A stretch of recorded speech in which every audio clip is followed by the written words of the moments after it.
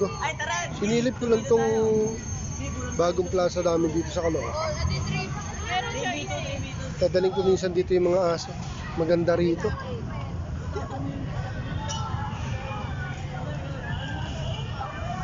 Inalam ko lang yung sistema para next time pag dinala ko sila dito, pwede kami maglaro. May mall pa. 999. Dito ko sila pag-iikot-ikutin. Ganda rito.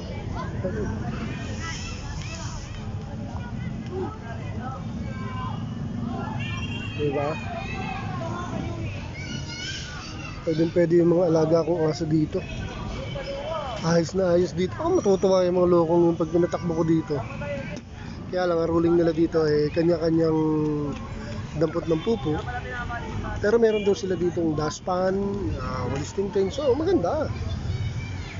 Dati dito ang lumang City Hall namin. Ngayon, napunta na sa 7 Avenue. Ito, ginawang plaza. Dati na rin may plaza dito, pero dinevelop na nila talagang plaza. Kainan, tapos may mall na 999. Matutuwa yung mga Caloocan na yan dito. Daling ko talaga dito yung mga aso ko. Sabi from 5:30 AM pwede na hanggang 9 ng gabi. Ayos na ayos to. Jumulan na. Sinilip ko lang para alam ko yung sistema, kung ano magiging dapat kong gawin, dalhin pag dinala ko sila dito. Halika, mamaya ikot tayo dito sa mall, yun sa 999. Ang ganda rin pala dito mga kadogo. Yung mga motor pa. Dito tayo titira. Juice and Jill. Ganda rin dito mga kadogo. May bading pa. Ayun, motor.